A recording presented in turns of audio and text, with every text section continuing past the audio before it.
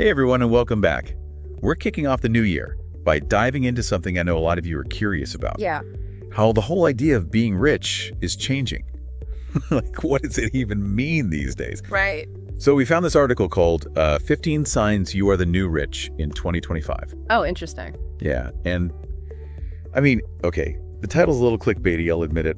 And I think there's some real gold in here if we dig a little deeper. Kind of our mission for this deep dive, right? Yeah. To cut through the hype and figure out what really makes someone wealthy now, not just in like dollars and cents. Yeah, I mean, the whole concept of wealth is definitely in flux, isn't it? It's becoming more about, well, more than just stuff, more than just money. Exactly. And this article really gets into that. Like the first thing that jumped out at me, they're calling time the ultimate currency now. I like that. It's true when you think about it. You can always earn more money, but you can't, like, manufacture more time. Right. And that's kind of the point they're making. Like the new rich, they're all about breaking free from that old trade time for money trap, you know? Yeah, and they're doing it through things like leveraging technology, automation, virtual assistants even, anything to free up more of their time so they can focus on what really matters to them. Which is so interesting to think about. Like imagine you're working from a beachside cafe in Bali. Or you finally have time to like learn to play guitar or, I don't know, write that novel you've always wanted to. Exactly. And that's really just the beginning. There's so much more to it. But I do think it's important to, well, to clarify, right? Valuing time, it doesn't mean ignoring your finances completely. In fact, the article actually argues that financial independence, that's like a key foundation for this whole lifestyle. Okay, yeah, that makes sense. They can't exactly be sipping cocktails on the beach if they're like constantly stressed about bills. Exactly. So how do they achieve that, that financial freedom? It's not about some like get rich quick scheme or anything. It's more about building a solid base. And they talk about multiple income streams, things like rental properties, investments that create passive income, even side hustles that people are really passionate about. So it's more about building like a system almost that works for them, even while they're, off exploring or whatever. Yeah, exactly. It's that classic make your money work for you idea. Yeah. But what's really interesting, they connect this financial piece directly to well-being. Like that's another huge part of the article. They're saying this new wealth, it's about prioritizing your health, mental, physical, all of it. Oh yeah, for sure. And it makes sense, right? I mean, you need a certain level of like financial stability to even start thinking of optimizing your health. 100%. And they're not just talking about, basic healthcare here. They're talking about personalized health plans, preventative medicine, biohacking, even using wearable tech to like track your sleep and all that. Wait, biohacking? Okay, that sounds kind of intense. Like for someone who can barely figure out how to use all the features on their smartwatch, what does that even involve? It's not as intimidating as it might sound, honestly. It's more about using technology and data to, optimize your biology, basically, improve your overall health and well-being.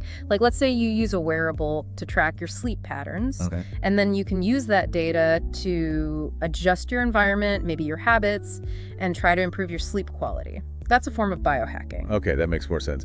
So less about becoming some kind of cyborg, more about using tech to make smarter choices. Exactly. It's all about being proactive, not just reactive with your well-being. And it's cool how they connect that idea of being proactive to the next thing they talk about, which is continuous learning.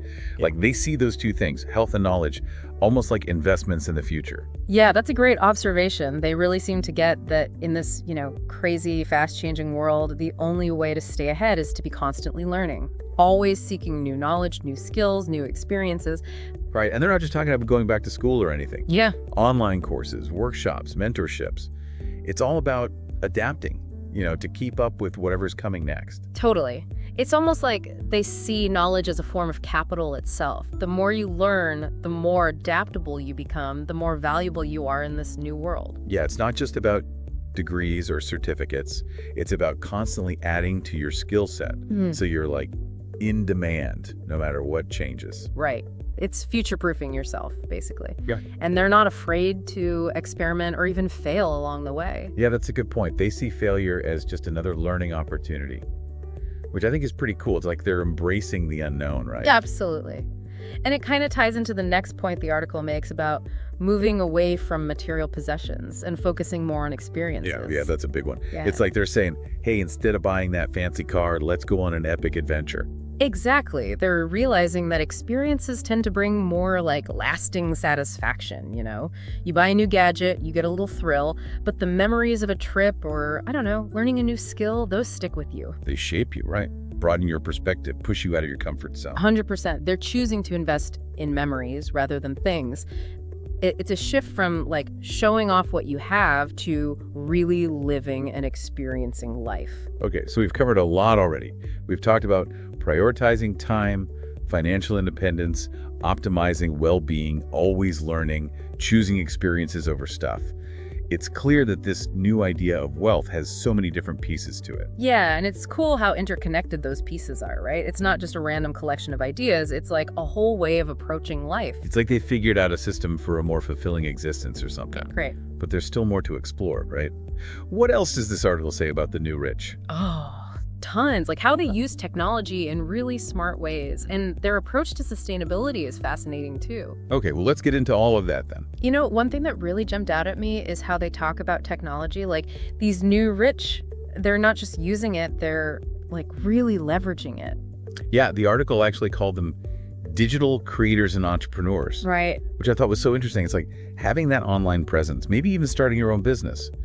It's becoming a bigger and bigger part of this whole thing. Oh, absolutely. I mean, the internet has basically made it possible for anyone to reach a global audience. Right. And these folks, they're taking full advantage. So it's about more than just being like tech savvy and the, I can use all the latest gadgets sense. Right. It's about understanding how to actually use technology to create something, build something of value. Totally. And it ties right back into that whole adaptability thing we were talking about, always learning new platforms, experimenting with different ways to do business online. It's like a constant evolution. It's like they're building their own personal brands almost, right? Exactly. That online presence, it becomes an asset, opens up all these opportunities for collaboration, partnerships, even ways to earn money. So it's not just about having one way to make money. Right. They talk a lot about multiple income streams. That's a huge part of it. Think about it. Someone could have their regular 9 to 5, but they're also, I don't know, teaching an online course or selling a product they created on Etsy. Maybe they've got some investments that generate passive income. So it's about spreading the risk, having all these different things going on. So if one dries up, they're not, totally screwed. Exactly. It's like building that financial safety net, but it also gives them the freedom to pursue things they're actually passionate about. Which also kind of speeds up the whole getting to financial independence part, right? Sure. But it's not just about the money. This diversification, it also lets them explore different interests, develop new skills, It's about having more control over their life. That makes me think about the whole work-life balance thing, which... I know, right? That's a struggle for so many people. Yeah. But it seems like these new rich, they're kind of redefining what that even means. They are. It's not about that old school grind yourself to the bone mentality anymore. Right. It's more about like integrating those different parts of your life, work, play, family, all of it. Like they're making it all work together instead of being, constantly at war with each other. Exactly. And they're intentional about it. Using things like time blocking, setting boundaries, really being smart about how they use their time and energy. So it's not just about like working ills necessarily. It's about being more in control. 100%. Choosing how they want to define success. Yeah. Not letting someone else do it for them. But it's not all about personal fulfillment either. Oh, yeah, for sure. Yeah. The article talks a lot about sustainability, right? Huge emphasis on that. Like, it's not lost on them that we got to take care of this planet. Right. It's not just about what's in it for me. Exactly. They're thinking about the bigger picture, investing in sustainable businesses, supporting organizations that are, fighting climate change and all that. It's like they're saying, my well-being is tied to the well-being of the planet. Exactly. And they're not just hoping for a better future, they're actively trying to create it, using their resources to actually make a difference. Which actually, that brings us to another interesting point they make about minimalism. Oh, yeah. That seems almost counterintuitive, doesn't it? Like, wouldn't rich people want to have all the things? Right. You'd think so. But when you think about it, it makes total sense. They're all about experiences, remember? Not accumulating a bunch of stuff they don't need. Yeah, it's about being intentional with what you surround yourself with. Totally. Less clutter, more focus on what actually brings you joy and meaning. Pretty refreshing in a world that's always telling you to buy more, Absolutely. It's a good reminder that wealth isn't about the things you have, it's about the life you live. And speaking of living a good life, that brings us to what I think is the most inspiring part of this whole new rich thing. Their generosity. Yes. Let's talk about that. All right, so we're back, and we've been talking about all these different ways this new generation is redefining what it means to be wealthy. It's not just about money, it's about time, experiences, even taking care of the planet. Right, like a much more holistic view of wealth, you know? Totally. But there's one more piece of this puzzle we haven't touched on yet, and I think it's actually one of the most important, the whole giving back aspect. Oh yeah, huge emphasis on that in the article. Yeah, they actually call them givers. I like that. Yeah, me too.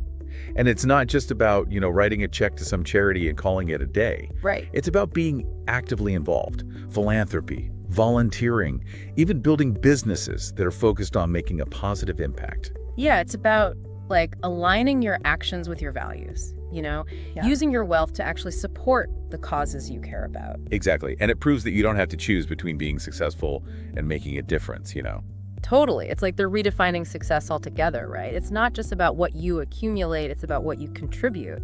And there's so many ways to do that, right? Like mentoring someone, investing in a company that's trying to do good in the world, supporting an organization that's fighting for something you believe in. So many ways. It's about using what you have to create a ripple effect, amplifying your impact. Okay, so as we kind of wrap up our deep dive here, I'm curious, what's the biggest thing that stood out to you about all of this, about this whole new idea of being wealthy? Tough question. I think for me, it's the integration of it all, It's not just focusing on one area. It's about finding that balance across all aspects of your life, financial, physical, mental, even spiritual. Yeah, that's such a good point. It's about creating a life that's rich in meaning, not just, dollar signs. Exactly. It's inspiring, honestly. Makes you realize that we all have the power to choose how we want to define wealth, And to create a life that we actually find fulfilling. All right, well, on that note, I think we'll wrap things up. But before we go, I want to leave everyone with a question. What does wealth really mean to you? And what are you going to do today to start building that life? Thanks for joining us on this deep dive, everyone.